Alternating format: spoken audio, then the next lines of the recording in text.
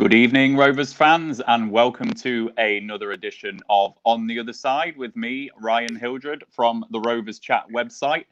It is the final match before the international break, and Rovers are walking wounded and literally falling into the next 2 weeks off. So it's QPR next, who we hope to add some cheer before we go into that international break.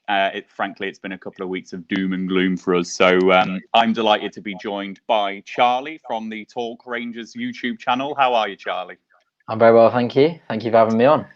No, thank you for joining us on this very cold evening and the first Friday of lockdown. So before we start, Charlie, just a little reminder to our Rovers fans that we are sponsored by 6yardsout.com. The Rovers Chat YouTube channel is proudly sponsored by 6yardsout.com. They've got retro football from every era with mugs, phone cases and much more. They also have plenty of Rovers goods, including apparel with the famous 94-95 season and this season's kit. Check them out using the link in the description below. And thank you to the guys at 6yardsout.com for sponsoring us this season. Rovers fans, as ever, please do interact with us on the channel tonight. Drop your comments into the comments box for me and for Charlie. Excuse me. And before we do start with the video, I just want to thank Rovers fans. We've got 5,000 followers on Twitter now. So if you're not following us on Twitter, Rovers_chat on Twitter. And we've got 1,000 subscribers on our YouTube channel, Rovers Chat as well. So thank you all for subscribing and for following us.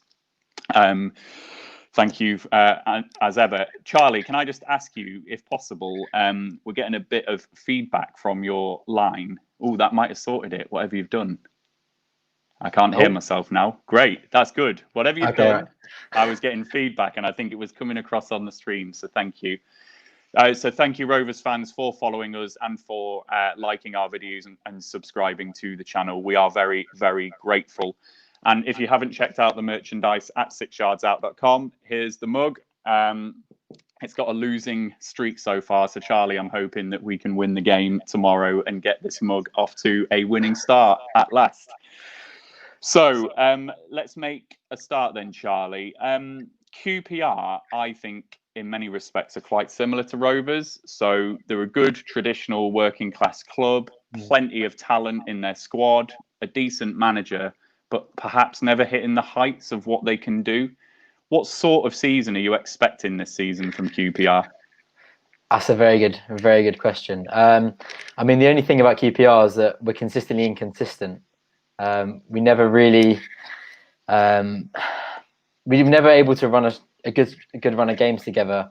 We'll lose 5 and then we'll win 5, and then we're just consistency is a big thing for us. Like you say, we've really struggled bar the last 2 games, and all of a sudden we've got 2 wins out of nowhere.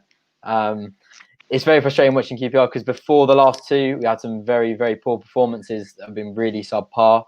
But we've signed a lot of players. We lost some good players last season, so we're in a bit of a transition at the moment. But yeah, like I said, go back to the original question, where do I think we're going to finish this season? Probably around mid-table. If I'm being hopeful, I'd like to squeeze into the top half of the table, but anything other than that is a bit optimistic beyond that. But I think we've got more than enough to be avoiding the relegation area.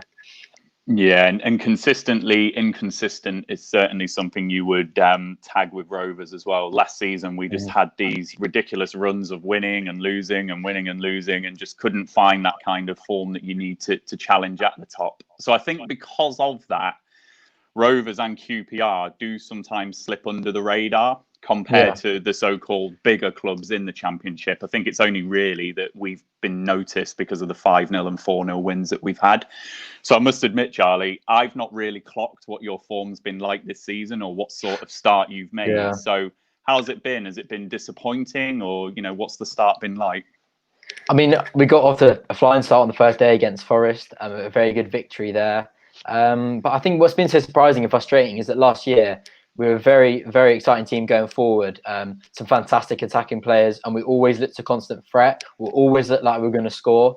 But this season, it's been completely different. At points we've been in games where we've had a lot of possession, but we've never been able to turn that into chances. And like I say, we've never looked like we're going to score. So, we've lost Eze, we lost Hugo, we lost Wells.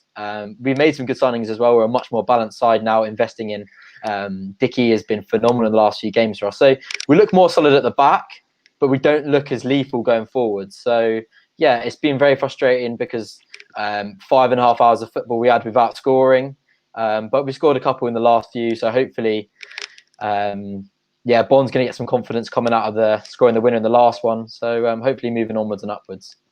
Yeah, I'll just take a question that we've had in the live chat. Joe Harvey, who is part of our Rovers Chat team, Charlie, 4 away goals all season for QPR. Why do you struggle to score away from home?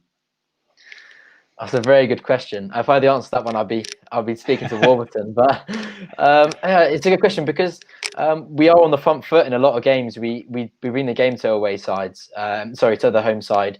We are a possession-based side, but like I say, we've really struggled converting possession into chances. And I would like to say that's down to losing Eze, and we've really struggled to get the ball to our strikers as well. We have signed a couple of good strikers. It is a good question. I think we've just struggled even at home scoring, but I think the goals are starting to trickle in now, and hopefully, I think just some confidence for our attacking players has been needed.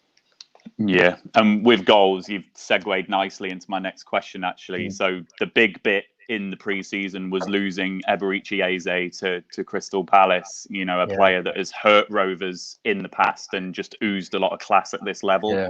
How big of a miss is he to QPR? He's a player that you'd never really be able to fill the void of. Ilias Chair has stepped up in moments. He was phenomenal the last couple of games, but then before that, he's had some pretty subpar performances and kind of gone missing. But that void is overwhelming for any player wanting to try and fill in those footsteps. The goals, the assists, just what he does on off the ball and how he brings players into play is something very, very difficult to replace. That's why Crystal Palace stomped up the money for him. But like I say, that money that we got for Eze was reinvested in other areas. We didn't go out and sign a new number 10. We got a new winger, a new centre half, 2 more strikers. So, like I say, that investment has been spread throughout the side. So we haven't seen a direct replacement, just sort of in additions throughout the side, which is, like I say, that's why we're sort of playing a little bit more differently. It's just going to take time at the moment, really, and hopefully Chair can get some consistency because he does have the ability to get up to, well, hopefully the levels as they can do. But he is an exciting player. I think in a weird way, Bradley Dack getting injured might have screwed you over a little bit because I'm sure clubs would have been circling around Dack had he not got that injury. So maybe Eze was the one that the Premier League clubs were looking at. You mentioned the reinvestment there, and I think Bradley Dack going is something we're going to have to cope with eventually in the future. What investment have you done? Just talk us through the players you brought in with the money. So obviously, as well as Eze, we lost Hugo on loan, which was, I think he got 12 or 13 goals. We lost Naki Wells in the January window. So strikers were something we were really lacking. We brought in Bon and I've forgotten his name now. Scottish strikers completely slipped my mind. What's his name? Someone in the comments. Yeah, someone help me out. I can't believe I've just gone completely blank. It's the pressure of the live stream. Yeah, go on. It's getting to me. We brought in a Dome on a free. Rob Dickey, a centre half, who has been fantastic for us. The transfers aren't even coming to me now. What else we get? Tom Carroll on a free transfer as well, and Chris Willock as well from Benfica, another exciting winger. So yeah, we've got a couple of wingers, couple of strikers, and a centre half. Some good business that we've needed for a while, to be honest. And one thing that would be fantastic, the best signing out of all of those is getting Sammy on a new contract, but that's not looking too likely at the moment. Yeah, I did see that he hand a transfer request in or refuse a contract? What was the deal with him? He's in limbo land at the moment. He's rejected 2 or 3 contracts. After he rejects a contract, he leaves the side. Then he's back in for the game after that. He's just teasing us at the moment. He just needs to put pen to paper because his contract's up at the end of the season. He's the best player on our side, to be perfectly honest. He's a big miss. He's not in 11. We've got a scary amount of players actually that either I know. are out of contract at the end of this season or a little bit after. Yeah. So we're going to have that merry-go-round at the end of this one. That is for sure. So moving on to the manager then, Mark Warburton. You've got a manager there who at Brentford got quite a lot of plaudits for his approach, and it's probably not quite worked out for him at Rangers, Glasgow Rangers, that is, or Nottingham Forest. Has Warburton been able to apply his style to the club? You know, he's been there for over a year now. Could you just talk us through what type of side QPR play like now? Sorry. We're side that likes to play out from the back. Dickie has been a real instrument in the last couple of games that's really enhanced our ability to do so. Like I say, not Dickie, sorry, Dieng. This stream's getting to me. It's getting to me. No, Rob Dickie as well was a centre back that he's brought through that is of that philosophy as well. He can, you know, he's strong in the air, but he can bring the ball out. He's got fantastic distribution, and as well as Johan Barbe, are two centre backs that really like to play, and they're the two that he's brought in. We have a lot of the ball. You know, we like to keep possession. We like to bring the game to the opposition, and like to create chances. He has struggled defensively, but that's his style. He likes to have two attacking fullbacks as well. So yeah, an exciting side to watch, but can be a very depressing one with the amount of goals he shipped in last season. Yeah. And because Rovers fans haven't helped me out on the comments box, I've just Googled who your striker is, and you're thinking Lyndon Dykes, isn't Lyndon Dykes. Oh my God. This would come to me. So thank you, Rovers fans, for not helping us out on this live stream. You didn't help a man in need there. It's a shame on you all. So then if we look at your results in a bit more detail, then you're 1 place and 2 points above Rovers. You've got a couple of extra draws where we've lost games. You've got the same 3 wins as well. What's been the style of play so far? So I watched a bit of that game on Wednesday against Derby, and it seemed like a bit of a smash and grab. Is that your style? Is that typical? What will your approach at Ewood Park be? I think it'd be similar. We'll go with 1 striker, 2 wingers, and Chair in the 10. Samuel is injured, so I don't think he'll be in the starting 11. But I think Chris Willock will come in, so he's another exciting winger. Like I say, we like to keep the ball. We like to play out from the back, and we'll try to play through you. Whether we do so or not is something we'll find out tomorrow. But yeah, we'll try to bring the game to you, and I think it'll be an exciting encounter. I mean, the last 3 times you played us, you scored over 2 goals. So in each fixture, so I think goals will be on the horizon. But I do think QPR compared to last season are a lot more solid at the back this year. I'm just going to touch wood because I know what we're like. But I mean, we made a transition last season. Last year we looked like we'd score a lot of goals, but we conceded a lot. This season we're not scoring as many, but we're not conceding as many. So yeah, a bit of a transition from last year. Well, you're playing Rovers at the right time. We've got injuries all over the shop, and we're missing some big players long term. Yeah. Dak and Lewis Travis out. Adam Armstrong probably he might not play tomorrow. He's still carrying that hamstring injury, and then Derek Williams has picked up a knock. So we're just really walking wounded. So you are playing us at a good time in that respect. The international break can't come quick enough for you, can it? We need it. We absolutely need it. And then it's an absolute slog. We said on our post-match stream the other day that it's 12, 13 games, and then it's 2nd of January. So there's a real slog after this international break. So it's going to be insane, really. So you've touched on a few players there, Charlie. Who are going to be the danger men for QPR for tomorrow? Who should we be watching out for? I mean, the first one on my list would be Bright as Samuel, but like I say, he is out of this one. Adoma's looked really sharp in the last couple. He's the danger man. He's really growing in confidence, and he's starting to bring a bit of end product with a couple of assists. Ilias Chair, if he turns up, he could easily be the best player on the pitch. He's got bags of ability. So yeah, I'd say they're the 2 sort of lethal ones. Chris Willock as well is another player that has a lot of ability. He's only really, I don't think he hasn't started a league game yet, so this will probably be his first start is what I'm predicting, obviously with the absence of Samuel. So like I say, he's shown real glimpses of quality, but we do it over the 90. That is yet to be seen. Yeah, Chair's a player who I've seen, get a few goals and grab a few headlines. So he's an interesting one. And I think, again, there's certainly an area to exploit with Rovers tomorrow. So he's one that I'm fearing a little bit. And in terms of your areas of weaknesses then, Charlie, where could we exploit you tomorrow? I think defense. Honestly, you're probably going to get a couple of penalties tomorrow. Bar the last game, we conceded 5 penalties in the last 3. We've been very suspect with some of the defending. We have been solid, but just penalties have just been ridiculous. Some of the decision making in our third has been simply shocking. So yeah, I wouldn't be surprised tomorrow if the referee points to the spot. So yeah, we can be suspect. We can be prone to a couple of defensive errors. Yeah, it's something that just seems to be creeping in too often for my liking at the moment. I'm feeling a high-scoring game tomorrow, given that we both can't defend. It might be like 3-3 or 4-4 or something. Yeah. Oh God. And then on the flip side, what's been your general view on Rovers? And our start this season. I think it's been mixed, and you only won 1 of the last 7. Like I say, it's a similar bit of a run to us, bar the last 2. Like I say, is it the 3 wins?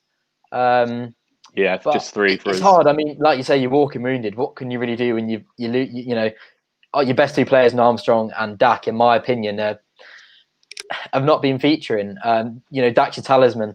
It's like Eze last season. If he wasn't starting, he's your go-to man. What can you really do? With the play goes through him, and it's a very hard player to fill without a transfer window. So I think it's to be expected. Your current recent results, but you've won 7 of the last 8 home games against QPR. So if the stats are anything to go by, then you might be in for a good one tomorrow. But I really hope not. Just a couple of questions here for you, Charlie. So one from Luke Kimberley here, who's another member of the Rovers Chat team, actually. Did you expect Bright Asai-Samuel to leave in the pre-season, or you surprised he's still there? I thought he was gone. I'm still surprised he's at the club.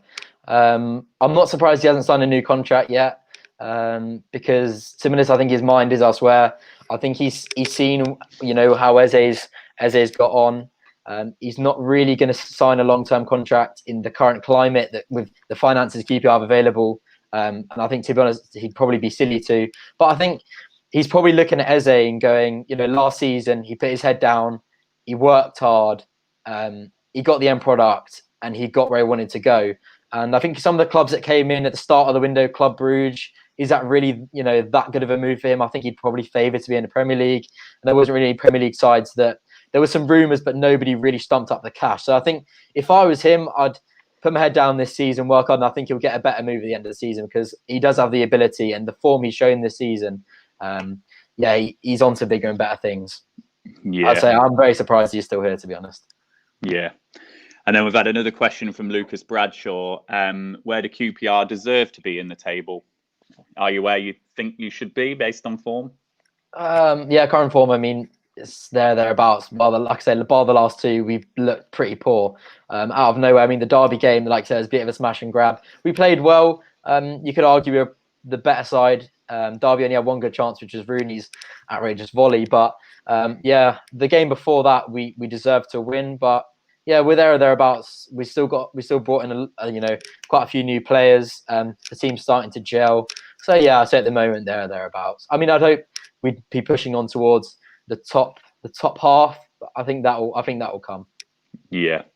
I know it's like to look at the links between the clubs going into the game, and I think I've only found one, which is Todd Kane. So he was a player that Rovers had on loan in the 13-14 season at right back. He's still only 27. I don't know how. When you've managed to finally do something that no club has ever done, and that is sign him permanently after a ridiculous amount of loans to other clubs. Yes, he's on the merry-go-round, isn't he? He is. But you've signed him permanently now, haven't you? So how has he done for you? If you'd have asked me this question, I'd say 2 weeks ago, I'd say he's not good enough. And to be honest, that is the overall riding opinion. But in the current climate, signing someone on a free that's been on loan for probably the last 6 years and nobody signing him permanently, what do you really expect from a player in that circumstance? But I'd just say he's just an average championship player. Yeah. The last couple of games he scored, he had played really well in the last couple. Sometimes he just doesn't have the confidence. He doesn't really do much going forward, and he's not the best defensively. So it's like, what are you doing here? Sometimes I think, how has he got to this level? And sometimes I think he's a mixed bag. he's not my perfect right back. He's not my first choice, but like I said, on a free transfer when we didn't really have much money last season, what can you really expect? Does he start at right back?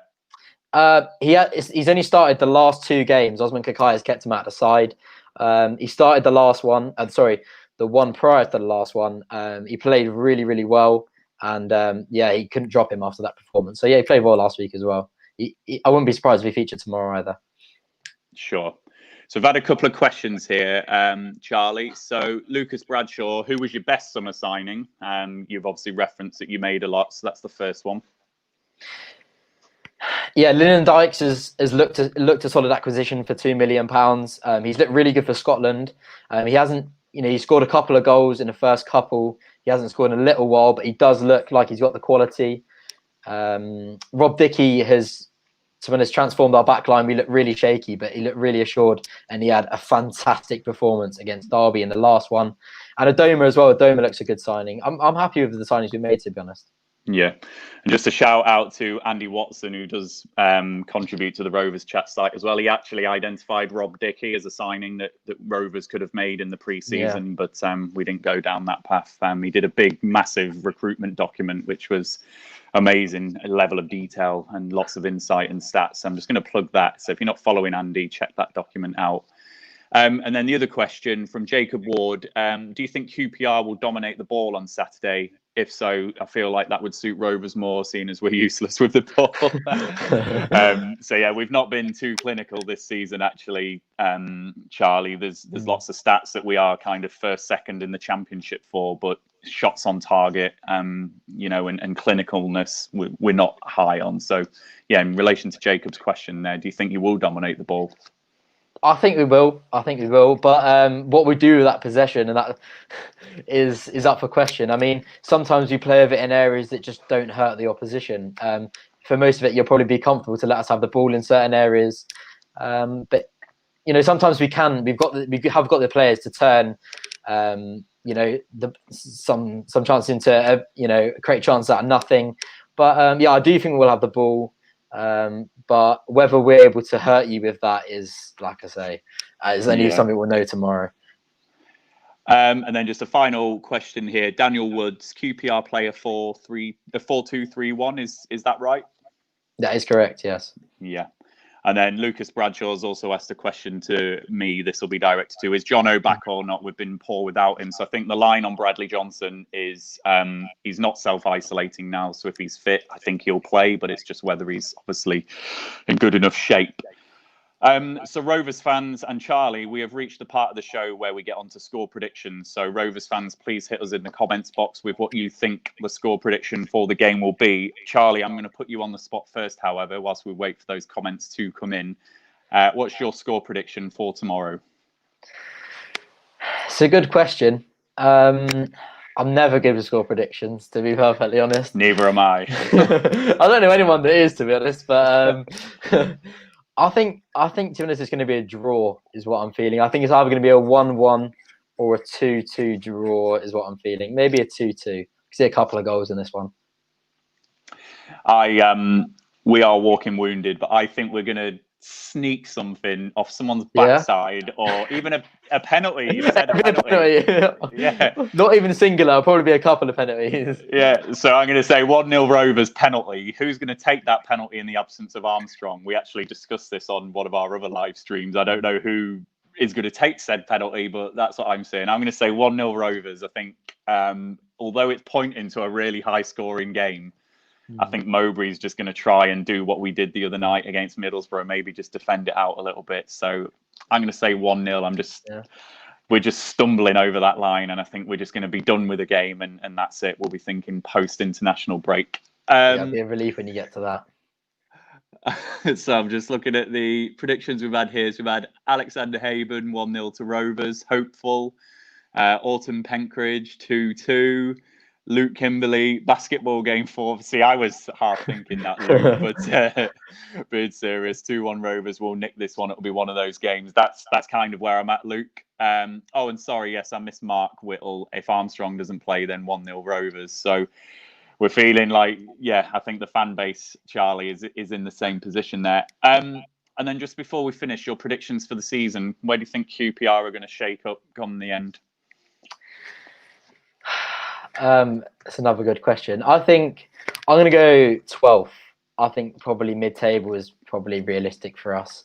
I think once the side starts to gel and we get the best out of these new attacking players, I think we will shift up the table. But it's early doors. Who knows? Could be high, could be lower. Do you think there'll be any kind of realistic push towards the playoffs? Or do you I think there'll be a keep... phase. There's always with us as a phase. We'll go on. We'll win 3 games or something, and we'll flirt with it, and then we'll go on a bad run, and it will just be put to bed. But yeah, I think probably I'd like to say maybe 10th. Not that sort of area. I think we do have the capability for that, but like I say, consistently inconsistent. So I'm not going to get my hopes up, to be honest. Good stuff. What about yourself? I've said 9th for Rovers in the pre-season. Oh, wow. I do think we're missing some big players. Lewis Travis and Bradley Dack transform our midfield for a start. And I think once we do just start to get a settled team, it's the personnel we've got out at the moment rather than the volume. We could hack probably having 9 players out if you've still got Lewis Travis, Bradley Dack and Adam Armstrong. The problem is just the important players are out. The quality of those players, is you can't replace. That's it. So I still think I'm still sticking for 9th. I think maybe playoffs might just be a bit too far for us, but I'm hoping we can make a bit of a push and who knows. But we need those players back quickly. And this next period after the international break, if we don't get some break, with the amount how quickly these games come quick and fast. You go on a bad run and it's hard to put it to bed. With the amount, how quickly they come.